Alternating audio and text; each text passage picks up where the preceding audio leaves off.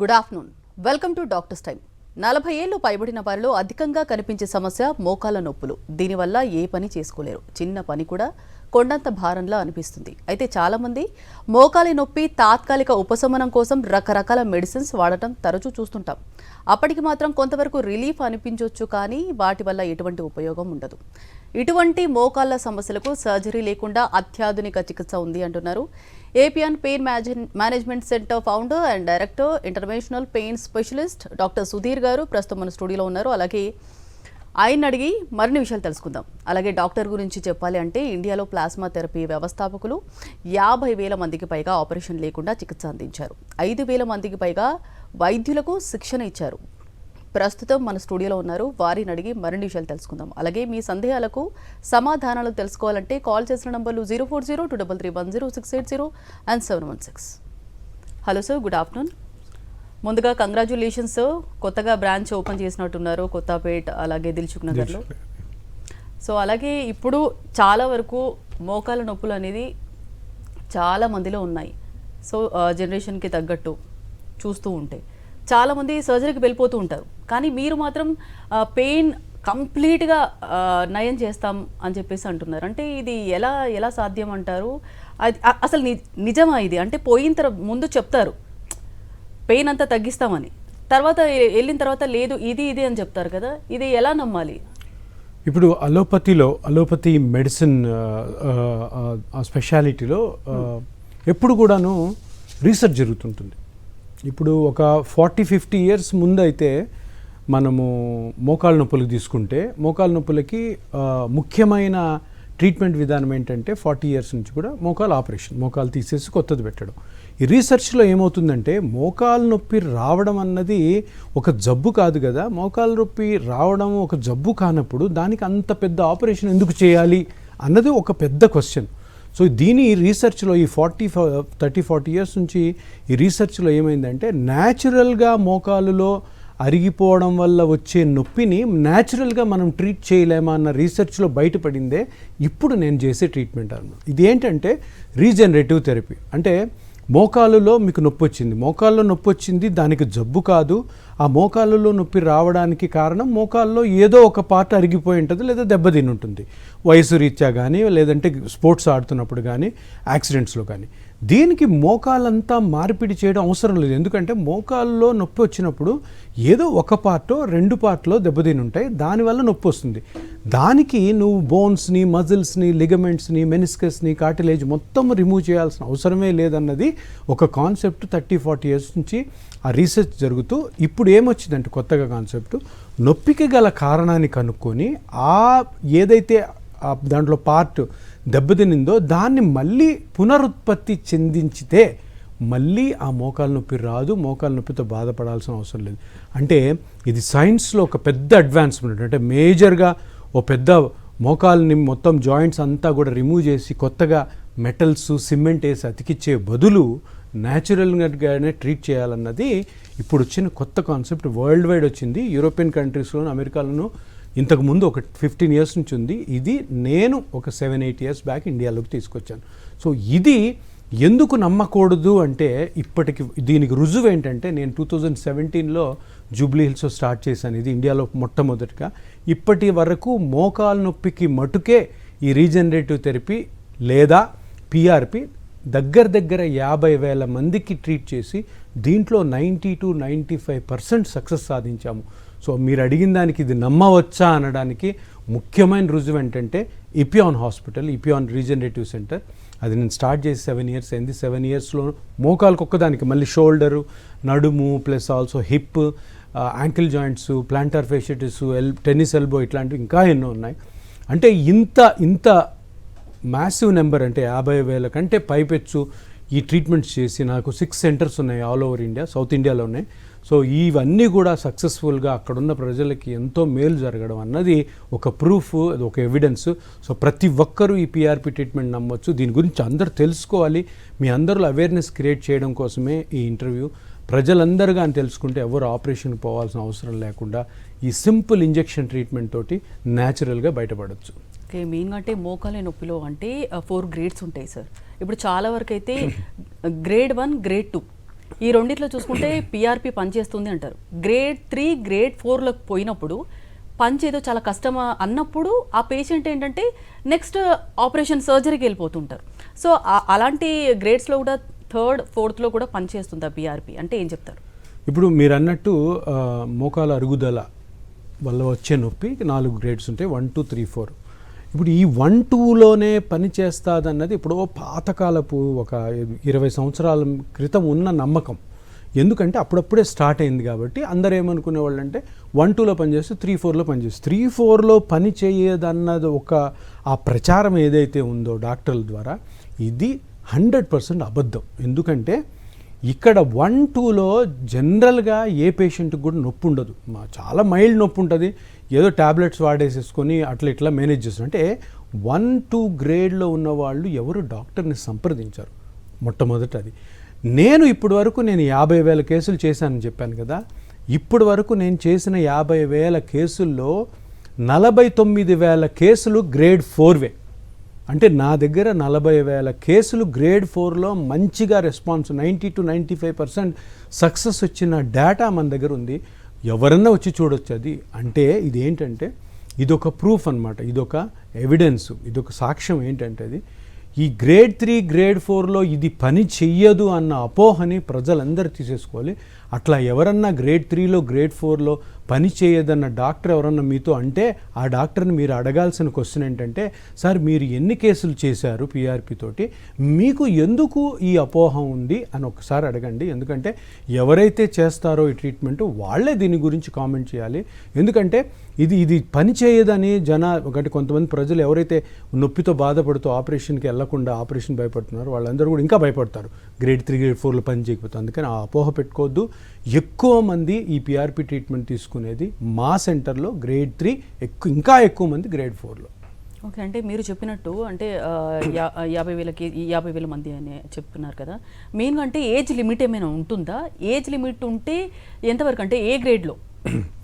ఇప్పుడు age limit అన్నది ఇప్పుడు మీరు పిఆర్పి ట్రీట్మెంట్, రీజనరేటివ్ థెరపీ కానీ ప్లాస్మా థెరపీ అన్నీ ఒకటే పేర్లు. ఇదేంటి పిఆర్పి అంటే ప్లేట్లెట్ రిచ్ ప్లాస్మా, అంటే బ్లడ్లో ప్లాస్మా ఉంటుంది, ప్లాస్మా మీద ప్లేట్లెట్స్ ఉంటాయి, ప్లేట్లెట్స్ మీద గ్రోత్ ఫ్యాక్టర్స్ ఉంటాయి. ఆ గ్రోత్ ఫ్యాక్టర్స్ తీసి బాడీలో ఏ పార్ట్ అయితే దెబ్బతినిందో, అది యాక్సిడెంట్ వల్ల అవ్వచ్చు, స్పోర్ట్స్ వల్ల అవ్వచ్చు, వయసు రీత్యా అరిగిపోయింది కానీ ఆ పార్ట్ని గమనించి అక్కడ కానీ ఈ గ్రోత్ ఫ్యాక్టర్స్ని చిన్న ఇంజెక్షన్తో వదిలితే అది కంప్లీట్గా రికవర్ అయ్యి మళ్ళీ దానికి ప్రాబ్లం రాకుండా, మళ్ళీ నొప్పి రాకుండా చూస్తుంది. అంటే ఇప్పుడు చిన్న చిన్న పిల్లలు ఉంటారు, 15 ఏళ్ళు 20 ఏళ్ళు, బ్యాడ్మింటన్ ఆడేవాళ్ళు ఉంటారు, ఫుట్బాల్ ఆడేవాళ్ళు ఉంటారు, క్రికెటర్, వాళ్ళల్లో ఇంజరీస్ వస్తాయి. వస్తే ఏం చేయాలి? వెంటనే వాళ్ళు ఆ స్పోర్ట్స్ నుంచి బయటకు వచ్చేసి ఏదో చదువుకొని పైకి వస్తాం. కానీ మంచి చాలా అంటే ఎలైట్ అథ్లీట్స్, చాలా ఎంతో ఫేమస్ స్పోర్ట్స్ పర్సన్ అయ్యే వాళ్ళు చిన్నతనంలోనే వదిలేస్తుంటారు. వాళ్ళకి కూడా 15 ఇయర్స్ నుంచి 98 ఏళ్ల వరకు మధ్యలో ఎవరికి ఏ విధమైన జాయింట్ ప్రాబ్లం వచ్చినా, స్పైన్ ప్రాబ్లం వచ్చినా, మజిల్ ప్రాబ్లం వచ్చినా, లిగమెంట్ ప్రాబ్లం వచ్చినా పిఆర్పి అన్నది ఎక్సలెంట్గా పనిచేస్తుంది. ఏ కండిషన్లో కూడా సర్జరీకి వెళ్ళాల్సిన అవసరం లేదు. ఓకే, అంటే పిఆర్పి అనేది అన్ని దానిలో పనిచేస్తుందని అంటున్నారు. మెయిన్గా అంటే అదర్ కాంప్లికేషన్స్ అంటే డయాబెటీస్, కిడ్నీ ఇట్లా హార్ట్ ప్రాబ్లమ్స్ ఉన్న వాళ్ళకు కూడా పనిచేస్తుంది. ఇప్పుడు ఎక్కువ మంది ఎవరి క్లినిక్లో అయినా పిఆర్పి చేసే క్లినిక్స్లో వచ్చే ఏజ్ గ్రూప్ ఎట్లుంటారంటే 55-60 కల్లా అందరికీ బీపీ షుగర్లు వచ్చి ఉంటాయి. ఇంకోటి మా దగ్గర ఉన్న పేషెంట్స్ అందరికీ బీపీ షుగరు, కిడ్నీ, అందరికి కాదు, కొంతమంది కిడ్నీ ప్రాబ్లమ్స్, లివర్ ప్రాబ్లమ్స్ ఇవన్నీ ఉంటాయి. ఏ విధమైన రెస్ట్రిక్షన్, ఏ విధమైన అడ్డంకి లేకుండా పిఆర్పి ఏ జబ్బులో ఉన్నా కూడా చేయొచ్చు. ఎందుకంటే అది పేషెంట్ యొక్క ఓన్ బ్లడ్లోనే చిన్న సెల్స్ని తీసేయి చిన్న ఇంజెక్షన్తో చేయడం కాబట్టి ఎటువంటి జబ్బు ఉన్నా కూడాను ఇది అడ్డంకి కాదు. దానివల్ల ఏ విధమైన కాంప్లికేషన్, సైడ్ ఎఫెక్ట్స్ రావు. ఒకటి అంటే మనం ఎప్పుడు చెయ్యకూడదు ఇది అంటే బ్లడ్ క్యాన్సర్స్ ఉన్నప్పుడు, బ్లడ్లో ఏదైనా డిసీజ్ ఉన్నప్పుడు, ఎందుకంటే బ్లడ్తోనే ట్రీట్మెంట్ అటువంటి వాటిల్లోనే ఇది కొంచెం జాగ్రత్తగా చేయాలి. అంతే తప్పితే ఏ కండిషన్లో అయినా కానీ మీరు ఆపరేషన్ లేకుండా ఆ పర్టికులర్ పార్ట్ని కరెక్ట్గా కనుక్కొని రీజనరేట్ అంటే పునరుత్పత్తి చేసి కంప్లీట్గా రికవరీ చెందొచ్చు. ఓకే, ఇట్లాంటి ట్రీట్మెంట్స్ అంటే చాలామంది అంటే చూసుకుంటే చాలా కాస్ట్ ఉంటాయేమో అని అనుకుంటారు చాలామంది. సో ఎంత కాస్ట్ అవుతుంది అసలు? కాస్ట్ అన్నది ఇప్పుడు ఎలా ఉంటుందమ్మా, పేషెంట్ చూడాలి. పేషెంట్ చూసిన తర్వాత ఆ కండిషన్ ఏంటో కనుక్కోవాలి. ఫస్ట్ క్లినికల్ ఎగ్జామినేషన్ ఉంటుంది, తర్వాత మా దగ్గర స్పెషల్ స్కాన్స్ ఉంటాయి. ఆ స్కాన్స్లో కరెక్ట్గా ఏ పార్ట్ వల్ల అయితే నొప్పి వస్తుంది, ఎక్కడ దెబ్బతినింది, అది ఎంత దెబ్బతినింది, దాని మెజర్మెంట్ ఏంటి, ఇవన్నీ కనుక్కున్న తర్వాత దానికి ఒక ప్రోటోకాల్ తయారు చేస్తాం. అంటే మీరు రాగానే పేషెంట్ బ్లడ్ తీసుకొని చేసి వేసేది కాదు, దానికి ఒక ప్రోటోకాల్ తయారు చేసి ఒక్కొక్క పేషెంట్కి ఒక విధంగా ఉంటుంది. నెంబర్ ఆఫ్ సిట్టింగ్స్ ఉంటాయి, వాని ప్రకారము కాస్టింగ్ ఉంటుంది. కానీ ఈ పేషెంట్కి ఇంత అవుతుంది, ఈ పేషెంట్ ఇంత, కొంతమంది చిన్న సింగిల్ ఇంజెక్షన్తో వెళ్ళిపోవచ్చు, కొంతమందికి చిన్న ఎక్సర్సైజ్తో పోవచ్చు, కొంతమందికి 10 days ట్యాబ్లెట్స్ పెడితే పోవచ్చు. అది మనము ఆ పేషెంట్ చూసిన తర్వాతే చెప్పగలం. కానీ కాస్ట్ అది కాకపోతే ఒకటి ఏంటంటే, మనం ఆపరేషన్తో పోల్చుకుంటే చాలా తక్కువ, ఆపరేషన్తో పోల్చుకుంటే చాలా సులువైనది. ఆపరేషన్లో కాంప్లికేషన్, సైడ్ ఎఫెక్ట్స్ ఉండే అవకాశం ఉంది. దీంట్లో 0 కాంప్లికేషన్, 0 సైడ్ ఎఫెక్ట్, ఎటువంటి ప్రాబ్లం లేకుండా సింపుల్గా ఇంజెక్షన్ చేసుకొని 15-20 minutesలోనే మళ్ళీ మీరు ఇంటికి వెళ్ళిపోయి మీ పనులు మీరు చేసుకోవచ్చు. That for the first time ఇండియాలో సోనోసైట్ పిక్స్ స్కానింగ్ మెషిన్ని అందుబాటులోకి తీసుకొచ్చారు, దాని గురించి చెప్పండి. సోనోసైట్ పిఎక్స్ అనేది ఇండియాలోనే ఫస్ట్ టైం మనకు వచ్చింది. ఎందుకంటే జర్మనీ మేడ్ అది. జర్మనీలో ఇది ఎందుకంటే ఇప్పుడు మనం ఏదన్నా మోకాల్లో కానీ, షోల్డర్లో కానీ, స్పైన్లో కానీ పెయిన్ వచ్చినప్పుడు మన కాన్సెప్ట్ ఏంటి, మోకాలులో నొప్పి వచ్చింది అంటే మోకాల్లో కొన్ని స్ట్రక్చర్స్ ఉంటాయి, దాంట్లో ఏ స్ట్రక్చర్ దెబ్బతినింది, అది ఎక్కడ దెబ్బతినింది, దాని మెజర్మెంట్ ఏంటి, ఆ దెబ్బతిన్నది ప్యాటర్న్ ఏంటి, ఇవంతా కూడా కరెక్ట్గా కనుక్కోలేదనుకోండి, పిఆర్పి చేసినా కూడా ఫెయిల్యూర్స్ వస్తాయి. ఈ పిఆర్పిని ఈ మిషన్ లేకుండా ఇప్పుడు ఇండియాలో ఇది ఒక్కటే ఉంది కాబట్టి ఈ మిషన్ లేని చోట పిఆర్పి మీరు తీసుకున్నారనుకో, ఆ పిఆర్పి సెల్స్ ఎక్కడికి పోతాయి, అవి ఎట్లా డెవలప్ అవుతాయి అన్నది దానికి ఆన్సర్ ఉండదు, వాళ్ళు బ్లైండ్గా చేస్తారు. అట్లా కాకుండా ఈ మిషన్ ఏం చేస్తుందంటే ఎగ్జాక్ట్గా 100% కరెక్ట్గా ఏ పాయింట్ అయితే దెబ్బతినిందో ఆ పాయింట్ని కనుక్కుంటుంది, దాని ప్యాటర్న్ని కనుక్కుంటుంది, ప్లస్ దాని మెజర్మెంట్ కూడా ఉంటుంది. అదంతా కూడా మేము పేషెంట్కి ఎక్స్ప్లెయిన్ చేసి, చూడమ్మా ఇక్కడ దెబ్బతినింది, ఇక్కడ ఇంత దెబ్బతినింది, ఆ చిన్న పాయింట్ దెబ్బతినడం వల్లే మీకు నొప్పి వస్తుంది అన్న క్లియర్ కట్ ఎవిడెన్స్ ఇచ్చే ఈ మిషను ఎంతో ఉపయోగపడుతుంది. ఇంతకుముందు మా సక్సెస్ రేట్స్ ఈ మిషన్ రాకముందు 75-85 ఉంటే ఇప్పుడు 85-95% సక్సెస్ రేటు అయ్యింది. ఎందుకంటే ఇప్పుడు మిషనరీ కూడా చాలా ఇంపార్టెంట్, చాలా కాస్ట్లీ మిషన్, కానీ దానివల్ల ప్రజలకు ఎంతో ఉపయోగపడుతుంది. అంటే ఆ చిన్న మార్జిన్ ఆఫ్ ఎర్రర్ ఒక 20% ఏదైతే సక్సెస్ రాలేదో ఇంతకుముందు, ఇప్పుడు ఈ మిషన్ ద్వారా వస్తుంది. Nice sir. So that growth factory, PRP, high resolution PRP అంటే ఈ 3 అంటే డిఫరెన్స్ ఏంటి, అలాగే వీటికి ఎలాంటి కాస్ట్ ఉంటుంది ఒక్కొక్క దానికి? ఇవన్నీ కూడా కాన్సెప్ట్ ఒకటే అమ్మా. నేను చెప్పాను కదా ఇంతకుముందు, ప్లేట్లెట్స్ ఉంటాయి, ప్లేట్లెట్స్ మీద మీకు గ్రోత్ ఫ్యాక్టర్స్ ఉంటాయి, గ్రోత్ ఫ్యాక్టర్స్ తీసి మనము ఇంజెక్ట్ చేయడం. కాకపోతే ఏంటంటే కంపెనీస్ ఒక్కొక్క డిఫరెంట్ కంపెనీ వాళ్ళ పేర్లు పెట్టుకుంటాయి. గ్రోత్ ఫ్యాక్టర్ థెరపీ అని, తర్వాత పిఆర్పి అని, ఇంకొకరేమో హై డెన్సిటీ పిఆర్పి అని, అట్లా అంతా ఒకటే. ఏ విధమైన డిఫరెన్స్ ఏంటంటే, డిఫరెన్స్ వచ్చేది కరెక్ట్గా బ్లడ్ కలెక్ట్ చేయడము, కరెక్ట్గా ప్రాసెస్ చేసే మెషినరీ, కరెక్ట్గా ఆ పాయింట్ని కనుక్కోవడం. నేను ఇంతకుముందు చెప్పినట్టు సోనోసైట్ పిఎక్స్ మెషిన్, తర్వాత ఎక్స్పీరియన్స్, డాక్టర్ ఎన్ని కేసులు చేశాడు అన్నది తెలుసుకొని డెసిషన్ తీసుకుంటే ఆ ట్రీట్మెంట్ ఎక్సలెంట్గా వస్తుంది. అదే మేము ఎపియాన్లో ఇప్పుడు చేసేది. మా దగ్గర ఎక్స్పీరియన్స్ డాక్టర్స్ జూబ్లీహిల్స్లోనే ఒక 10 members ఉంటారు. అదేవిధంగా బెంగళూరు, చెన్నై, దిల్సుఖ్ నగర్, జూబ్లీహిల్స్లో స్పోర్ట్స్ అండ్ రీహాబిలిటేషన్ సెంటర్ కూడా ఉంది. ఆ ఎక్స్పీరియన్స్ తోటి ఆ సెంటర్స్కి కానీ మీరు వెళ్తే, ఎందుకంటే పిఆర్పి ఇప్పుడే వచ్చింది, ఒక 7-8 yearsలో వచ్చింది, మనమే స్టార్ట్ చేసాం. సో సెలెక్ట్ చేసుకునేటప్పుడు ఏంటంటే ఎవరైతే ఎక్కువ కేసెస్ చేశారు, ఎవరు దీన్ని స్టార్ట్ చేసింది అనే డాక్టర్ని మీరు కనుక్కొని వెళ్ళగలిగితే మీకు మంచి రిజల్ట్, ఎక్సలెంట్ రిజల్ట్ వచ్చే అవకాశం ఉంటుంది.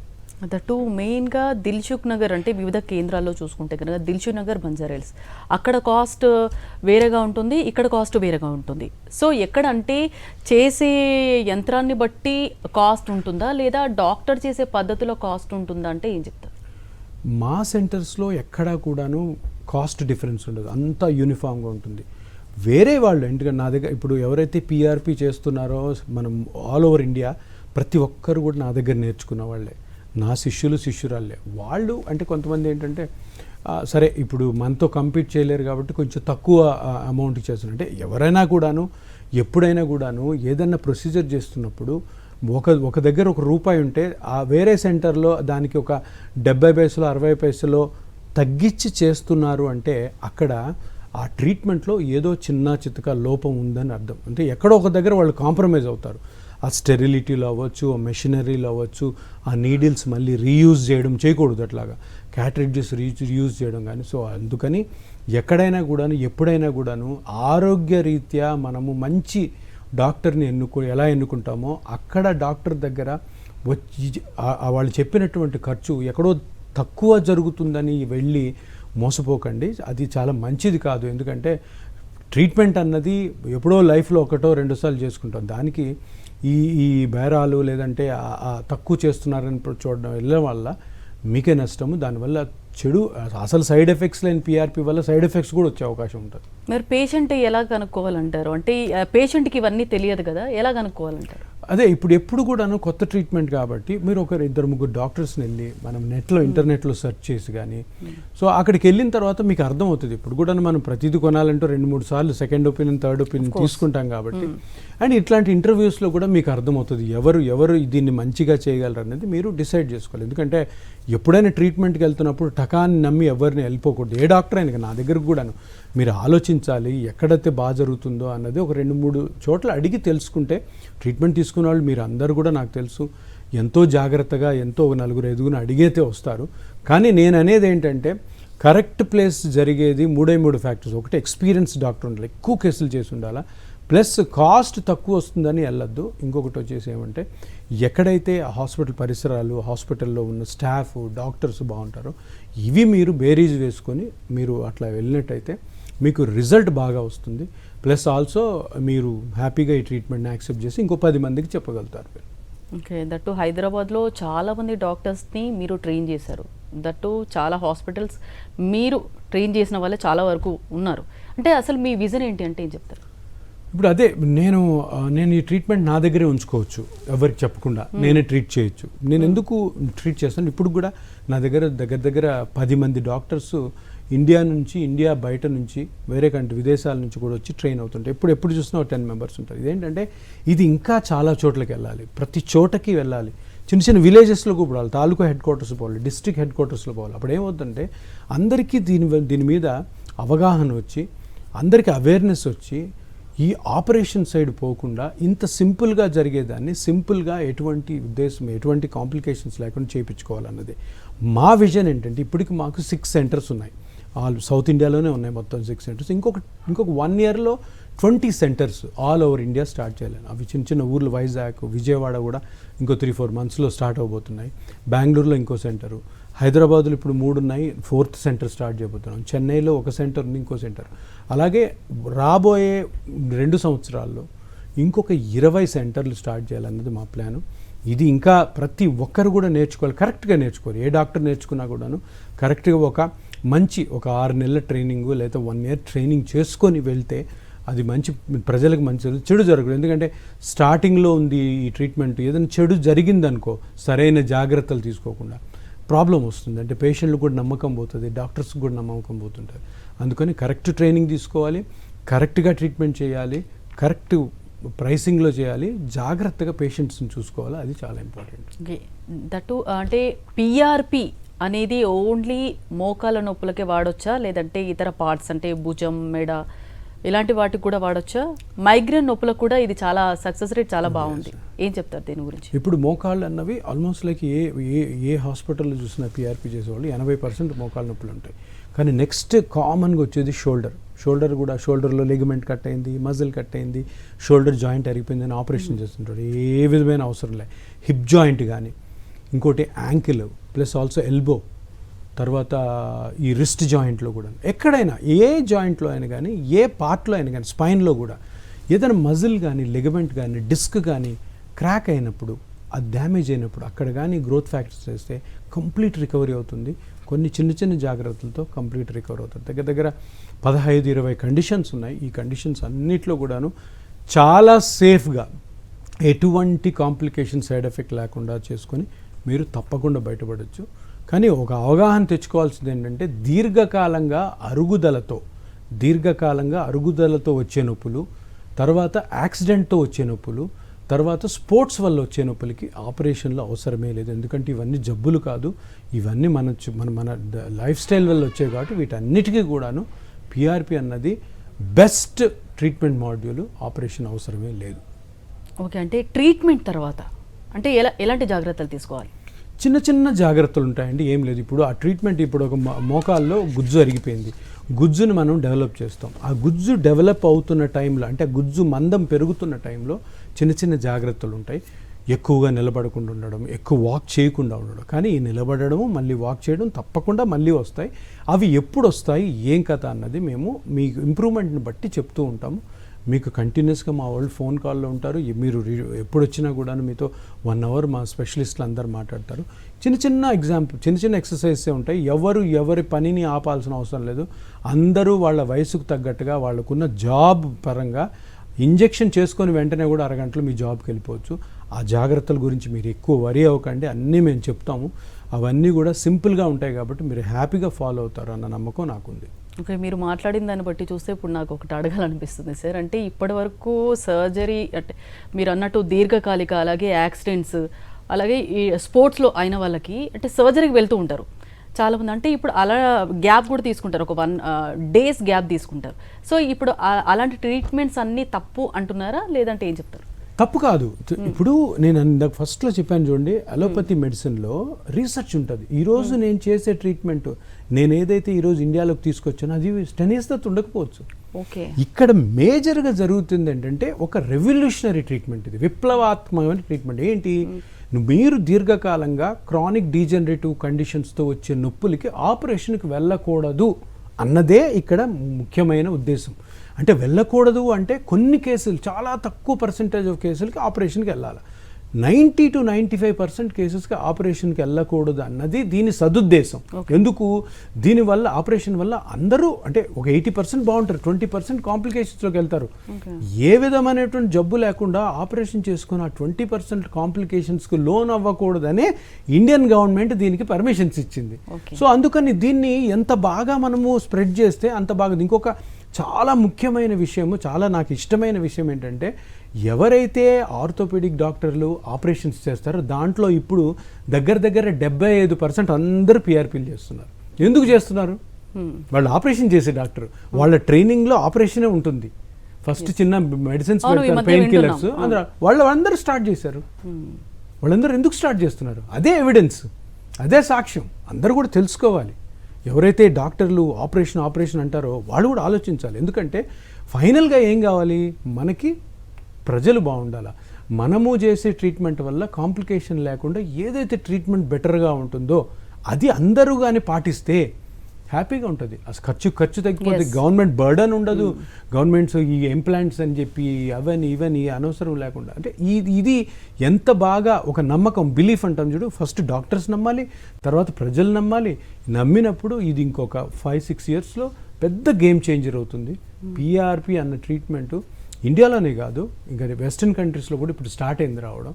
సో ఇది తీసుకురావడమే నా ముఖ్యమైన ఉద్దేశం. మీరు ఇందాక విజన్ అన్నారు, విజన్ అంటే ఏం లే, సర్జరీస్ తగ్గాలి, ఇవి పెరగాలి, అందరూ హ్యాపీగా ఉండాలి, ఆపరేషన్ లేకుండా, కాంప్లికేషన్స్ లేకుండా, చిన్న ఇంజెక్షన్స్తో ఇవన్నిటిని క్లియర్ చేసుకోవాలి. దట్టు మీరు చెప్పినట్టు టైం కూడా చాలా సేవ్ అవుతుంది, ఎవరికి ఎలాంటి ఇబ్బంది లేకుండా. ఏ ఇబ్బంది. సో చాలా బాగా ఎక్స్ప్లెయిన్ చేశారు సార్.